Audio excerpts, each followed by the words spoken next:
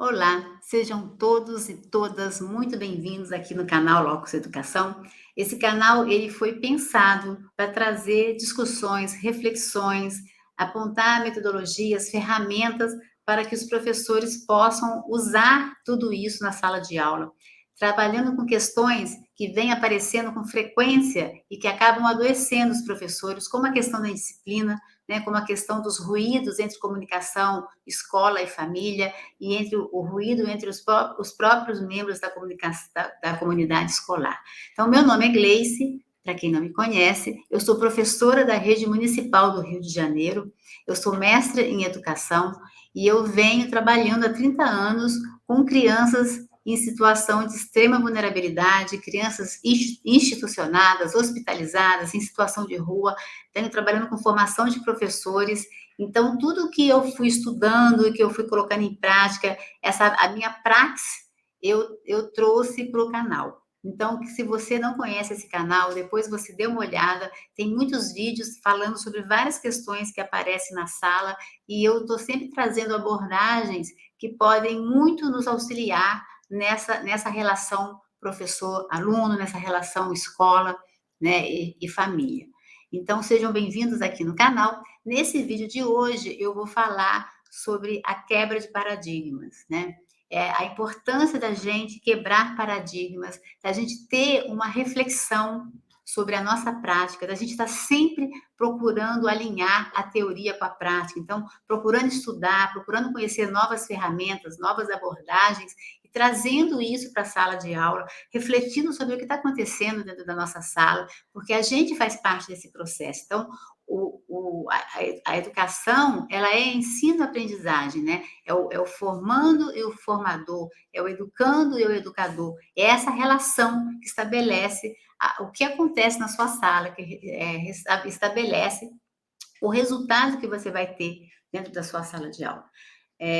Então, eu vou compartilhar aqui a minha tela e a gente vai falar um pouquinho sobre a história da educação. Tem uns slides com muita coisa escrita, eu não vou ler, mas eu vou deixar aí para vocês se situarem, porque quando a gente está falando em educação, e a gente precisa definir de que escola a gente está falando, de que educação a gente está falando.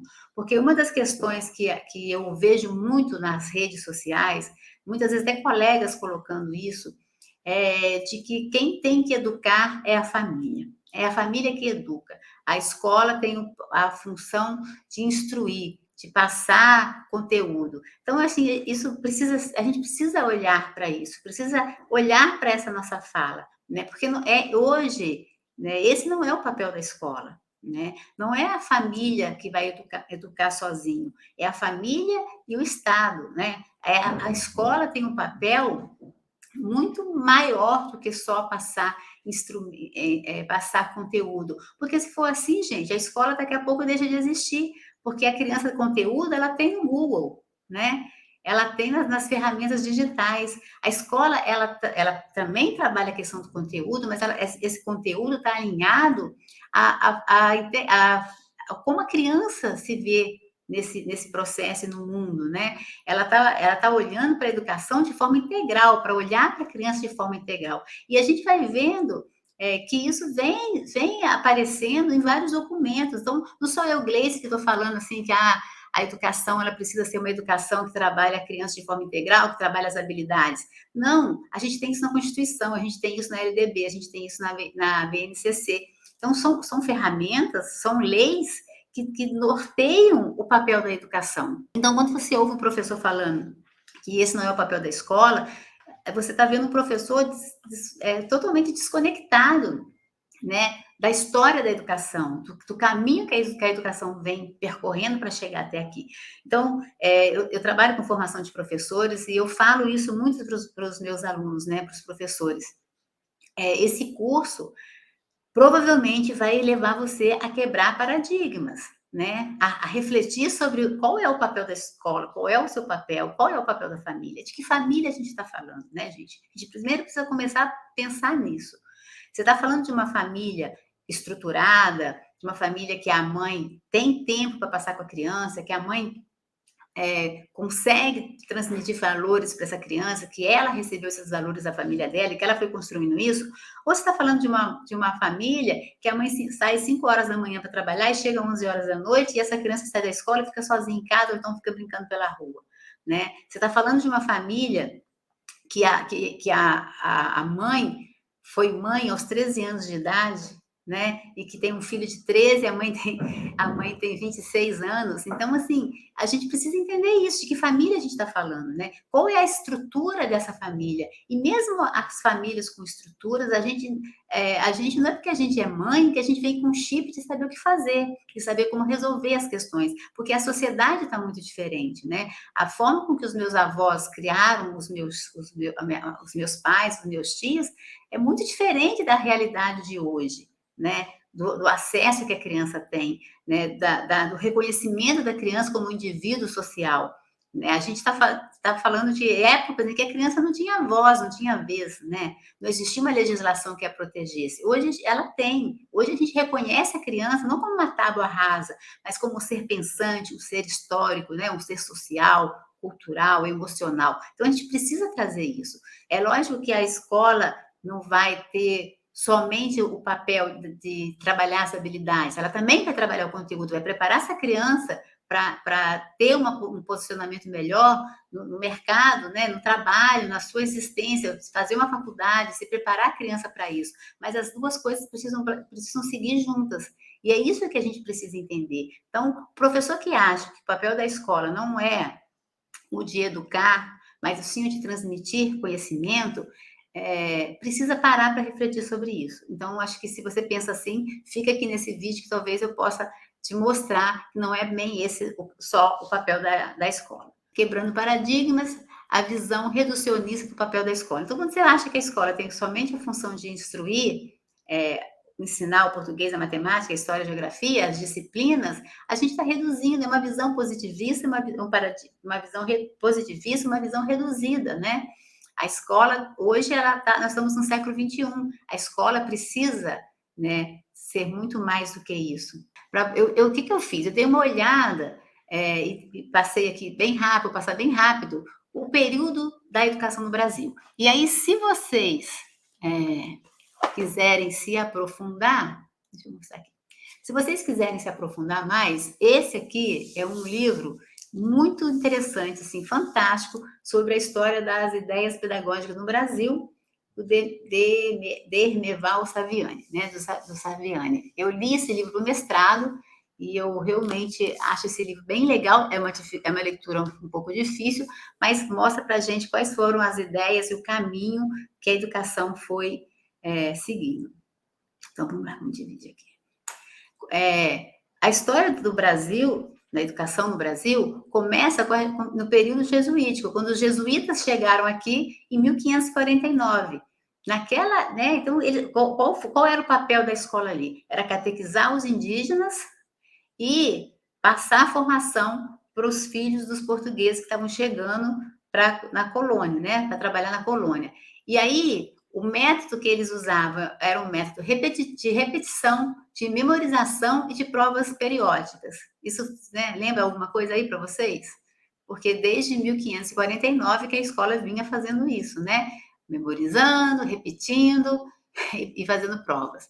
Depois a gente tem o período seguinte, quando os jesuítas foram expulsos do Brasil, e aí a gente começa, então, a ter os estudos autônomos, isolados, de latim, grego, filosofia e retórica. Cada disciplina possuía um professor e essas disciplinas não comunicavam entre si. Isso também, né, gera um pouquinho familiar em algumas escolas.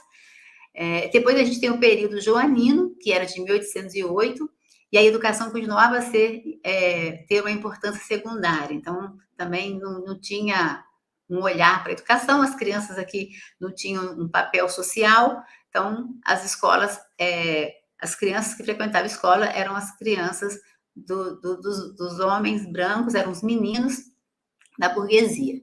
Aí depois a gente teve o período imperial, né? E aí a gente tem a independência do Brasil.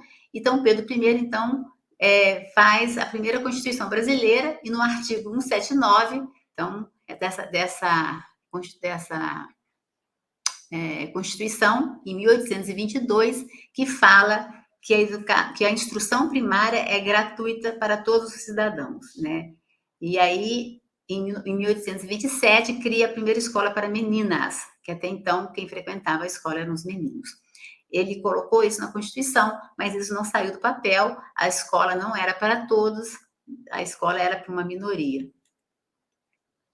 Esse aqui vai ser difícil ler, né? Mas aí a gente teve a República Velha, que aí começa também a trazer uma coisa para a escola, e aí começa a ter um movimento mais da escola não ficar presa à Igreja Católica, porque até então a Igreja Católica vinha dominando a escola. Aí você tem um movimento que começa com Anísio Teixeira, de querer mudar essa visão da escola, até que na Segunda República, de 1930, você tem aí um movimento bem forte que marcou com o documento do Manifesto dos Pioneiros na Educação Nova, né? Então, esse manifesto você encontra na internet, ele é fácil de você encontrar, é um documento bem legal da gente ler, e lá eles estão colocando que a escola precisava passar por uma reforma, que ela precisava ser realmente para todos, que ela tinha que ser laica, que ela tinha que ter todas as pessoas, todas as crianças tinham que ter direito a estar frequentando essa escola, com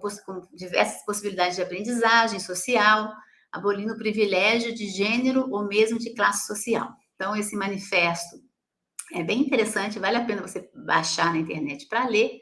E em 1944, a nova Constituição, que era a segunda da República, dispõe pela primeira vez que a educação é direito de todos.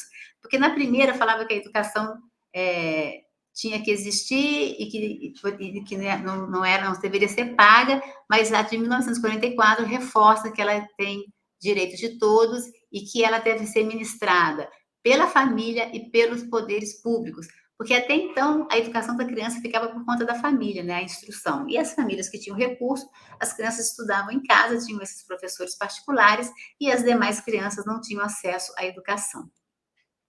E aí a gente tem um Estado novo, já em 1937 até 45, com a nova Constituição de 1937, sugere a preparação da mão de obra para o mercado. Aí começa vincular a educação à mão de obra para o mercado. E aí existia uma diferença, né? O trabalho intelectual ficava para as crianças de famílias mais favorecidas e uma educação voltada para o trabalho para as classes mais desfavorecidas. Então, a escola ela não era para todos e ela fazia essa distinção. Aí você tem a República Nova, que depois de 13 anos de discussão foi criada a Lei 4.024 de 61, prevalecendo as reivindicações da Igreja Católica e dos donos das escolas particulares. Então, a educação começa a surgir aí uma educação mais popular, baseada nas teorias do Piaget. Então, surge aí as escolas parques, que tem essa postura mais aberta, mais voltada para a integração da criança. E aí vem a ditadura militar, a educação volta, né, passa a sofrer um retrocesso, todos os avanços dos sindicatos estudantis todo ele desmantelado, então você tem aí toda essa questão que a gente já sabe da ditadura, e depois vem a nova república, com muitos projetos, porém a educação continua afastada do cotidiano de seus alunos. E aí começa, então, a questão das legislações, né?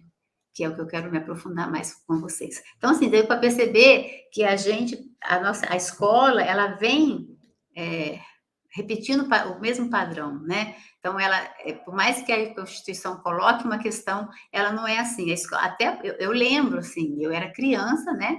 E eu lembro das pessoas dormindo nas filas para conseguir uma vaga na escola, porque não tinha. Era para quem chegasse primeiro. Então, as famílias dormiam nessas filas para conseguir uma vaga numa escola pública. E aí a gente tem, que eu queria trazer para vocês, a questão da Constituição do Brasil. Então, assim, essa fala de que quem tem que educar a família, já em 1988, no artigo 205, a Constituição brasileira coloca: a educação, direito de todos e dever do Estado e da família, será promovida e incentivada com colaboração da sociedade, visando ao pleno desenvolvimento da pessoa, seu preparo para o exercício da cidadania e sua qualificação para o mercado de trabalho. Então, a nossa Constituição já está falando em preparar a criança para a cidadania, né? Você não prepara uma criança para a cidadania só com a matemática, com o português, com a história, com a geografia, né? Você precisa trazer outras questões. Aí a gente tem a Lei de Diretrizes e Bases, a LDB, de 1996, que ela estabelece algumas diretrizes, né, para a educação do Brasil. Então, ela torna a falar isso. No artigo 1º, a educação abrange o processo formativo que se desenvolve na vida familiar, na convivência humana, no trabalho, nas instituições de ensino e pesquisa, nos movimentos sociais, nas organizações sociais, da sociedade civil e nas manifestações culturais. Então, ela traz, no segundo parágrafo, a educação escolar deverá vincular-se ao mundo do trabalho e à prática social, né? Viver em sociedade. Ela traz o ensino fundamental obrigatório, com duração de 9 anos, aí ela vai falar um pouco da questão, né, do tempo, e a escola tem que ser pública, de graça, começando aos 6 anos de idade, e terá por objetivo a formação básica do cidadão, mediante o desenvolvimento da capacidade de aprendizagem, tendo uma vista a aquisição de conhecimentos e habilidades e a formação de atitudes e valores, gente. Está falando em valores, né? Então, você repara, e aí ela segue falando que mais uma vez, né, que o Estado e a família têm que trabalhar junto com laços de solidariedade, né, preparando a criança para uma vida social. Então, a Constituição, a Lei de Diretrizes e Bases e a Base Nacional Comum Curricular, a BNCC, que é mais recente, vem apontando para isso. Então, não sou eu, Gleice, que acho que os professores devem entender, conhecer a educação socioemocional, trabalhar as habilidades das crianças, né? A gente tem toda uma legislação apontando para isso, né? Para a mudança do papel da escola. Então, quebrando esse paradigma positivista de que a escola tem que trabalhar só de forma com as crianças sentadas enfileiradas, recebendo informação, anotando, copiando, né? Então, assim, a gente não está mais falando dessa escola, a gente não está falando da escola lá dos jesuítas, que repete a matéria e memoriza, né? Eu ainda vejo professor mandando a criança memorizar matemática. Então, eu vejo professor mandando a criança copiar 50 vezes que ela não pode fazer aquilo de errado. Essas punições não vão levar a nada, porque elas estão desvinculadas da reflexão. A criança precisa refletir sobre o que ela está fazendo, ela precisa entender o que ela está fazendo de errado. E existem ferramentas para você trabalhar isso. E a BNCC traz isso muito, muito, muito forte, né? Porque a BNCC ela vem falando de conhecimentos, competências e habilidades, né? E ela orienta pelos princípios éticos, políticos e estéticos traçados pela Diretriz Curricular Nacional. Então, ela fala, ela coloca assim, a base soma-se ao propósito que direcionam a educação brasileira para a formação humana integral e para a construção de uma sociedade justa, democrática e inclusiva. Então, a gente está falando de uma criança, de uma educação integral, e não é integral no tempo que ela fica na escola, integral na concepção de mundo, na concepção de olhar para a criança e reconhecer que aquela criança que está ali, ela habita um território, ela vem de um território, ela vem de uma história, ela vem de uma questão emocional. Então, não dá para a gente negar isso e colocar todas as crianças na mesma caixa, como se elas fossem iguais, porque elas não são. Então, nós, professores, precisamos nos preparar para isso, né? A BNCC aponta para isso, e o que eu percebo é que, às vezes, os professores não estão preparados. Eu recebo professores, né, que estão recém-formados e que acabaram de tomar posse de algum concurso, onde eles ficam perdidos quando eles estão na sala de aula. Eles não sabem lidar com os comportamentos das crianças. Então, a gente precisa, por isso que eu falo, né? Você vai quebrar paradigmas, você vai se ver de forma diferente, você vai ver qual é o seu papel nisso tudo. E aí tem mais, a BNCC fala sobre a competência, né? É definida como a mobilização de conhecimentos, conceitos e procedimentos, habilidades, práticas cognitivas e socioemocionais. Então, assim, práticas, tem que fazer sentido para o dia a dia da criança, tem que fazer com que aquele aprendizado ela possa colocar aquilo em prática na vida dela. Fala, né, da questão cognitiva desse aprendizado e o socioemocional. Então, é trabalhar com atitudes e valores, né? Trabalhar a educação socioemocional. Aí você tem a competência, conhecer-se, apreciar-se e cuidar de sua saúde física e emocional, compreendendo-se da diversidade humana e reconhecendo suas emoções e as dos outros como autocrítica e capacidade para lidar com eles. E aí, um dos pilares que eu trabalho fortemente nos meus cursos, né, no meu método, é a educação socioemocional. É fazer com que a criança se reconheça, fazer com que a criança cuide do seu corpo, que essa criança cuide do colega, que ela perceba que na sala de aula a gente está o tempo inteiro numa relação de troca, então que essa troca seja saudável, que exista empatia, que exista respeito, que exista leveza, que exista alegria, né? Eu adoro estar na minha sala de aula. Eu vou para a minha sala de aula feliz. Eu tô esse vídeo está sendo gravado no domingo, e eu fiquei 3 dias afastada da sala, porque eu estava em crise, tive uma crise lombar. Eu ainda tô meio sentada aqui assim, porque eu estou sentindo dor, mas segunda-feira eu volto com prazer, né? Porque estar na sala de aula é a forma que eu escolhi para estar no mundo. Então, eu preciso ter o meu olhar aberto, porque estar lá precisa me fazer bem. E quando mais eu vejo, olho para as pesquisas e vejo professores adoecendo, porque não estão conseguindo lidar com as crianças, com os comportamentos das crianças, eu percebo, me dá da importância da gente parar e conversar sobre isso, né, da gente compartilhar os nossos saberes.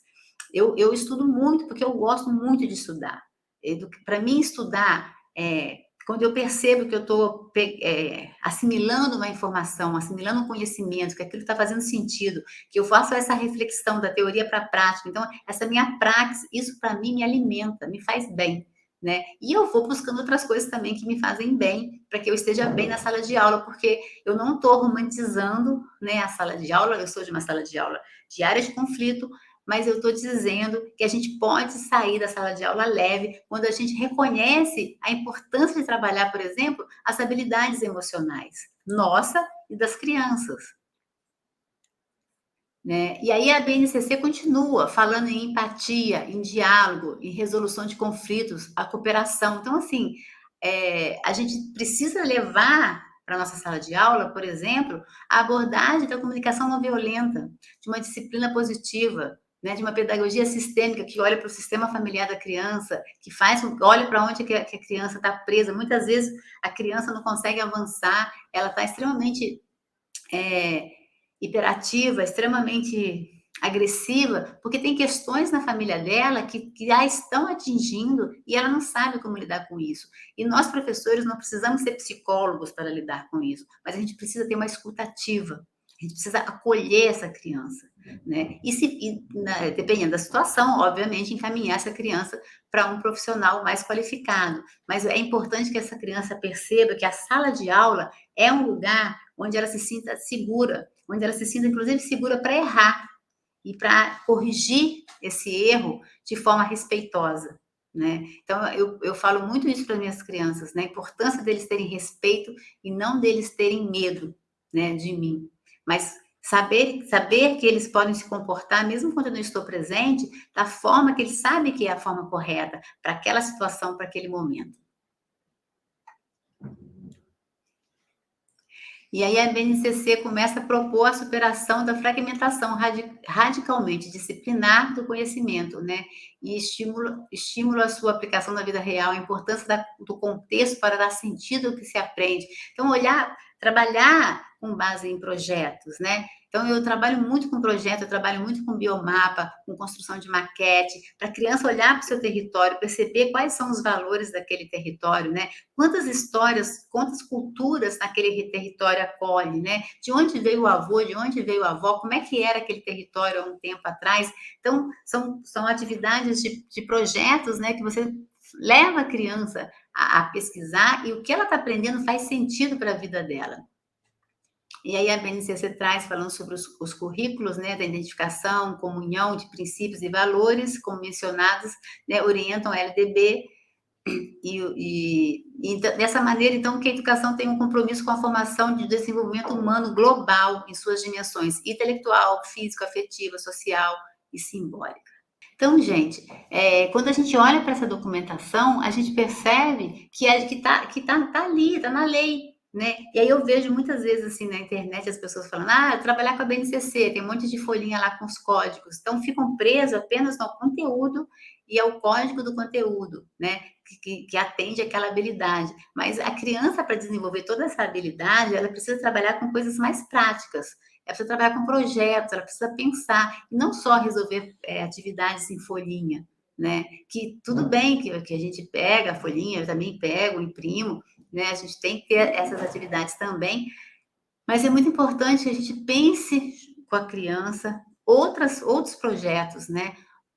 Questões que fazem com que a criança tenha uma reflexão maior do que só responder uma questão, do que só exercitar alguma coisa. Então, trabalhar com projetos é fundamental para você trabalhar tudo isso, né? E aí, essa quebra de paradigma, entender que a educação hoje, né, é uma educação aberta, é uma educação global. A gente não pode só entrar numa sala de aula achando que vai trabalhar português, matemática, história, geografia, ciências, né? A gente precisa entender que a gente vai trabalhar com essa criança preparando ela para o mundo, né? Preparando ela para viver em sociedade. E aí você precisa trabalhar as habilidades, você precisa trabalhar as competências, e você tem inúmeras ferramentas, né?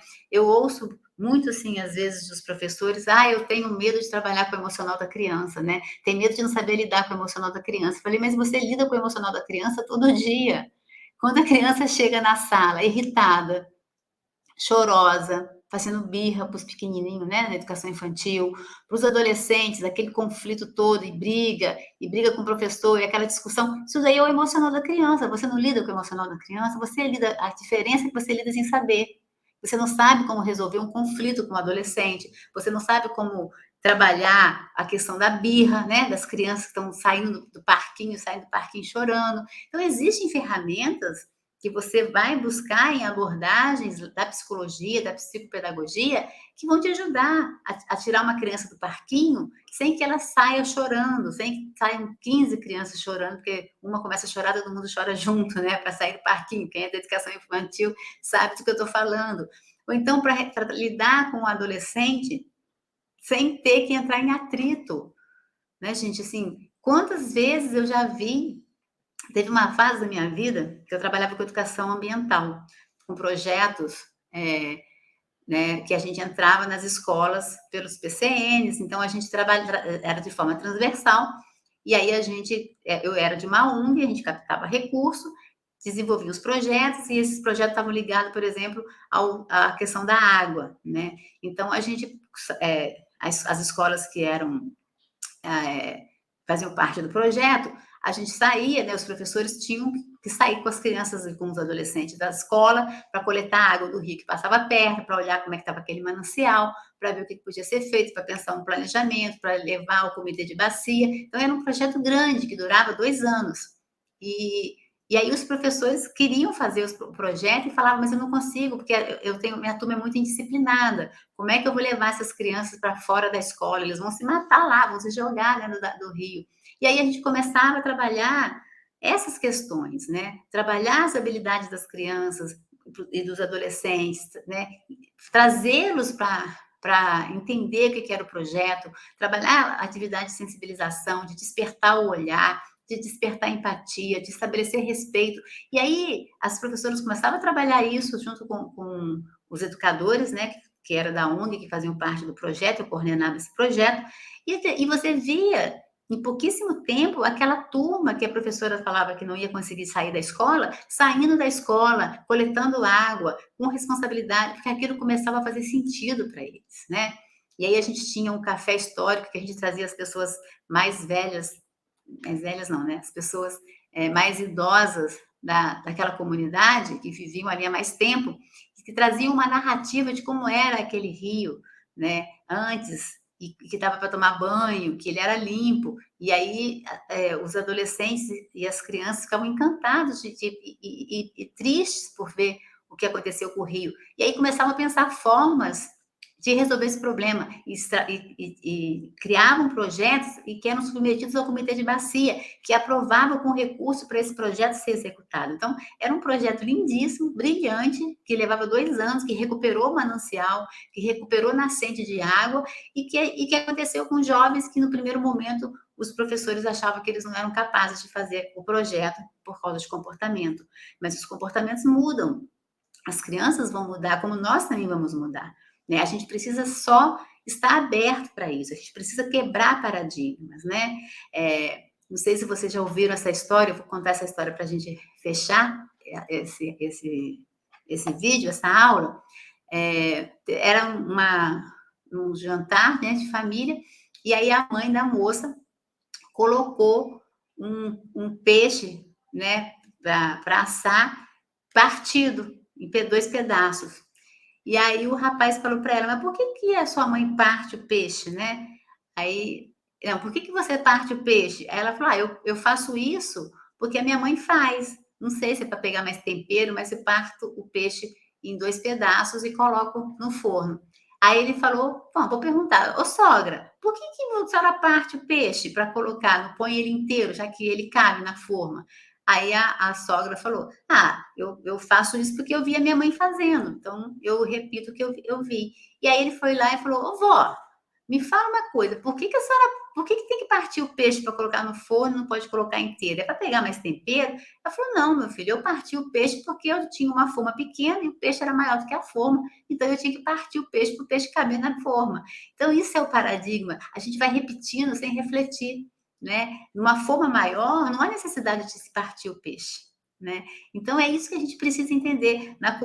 No século XXI, na escola do século XXI, a gente não pode repetir aquela mesma postura daquele professor que ficava na frente, as crianças sentadas enfileiradas, ele passando as informações, as crianças recebendo sem questionar, sem tendo os seus corpos dominados, porque não podia se mexer, porque não pode ir no banheiro na hora que quer ir no banheiro, e se faz alguma coisa errada é punido com a palmatória, né, com chapéu de burro, ficava de costas, de cara para a parede.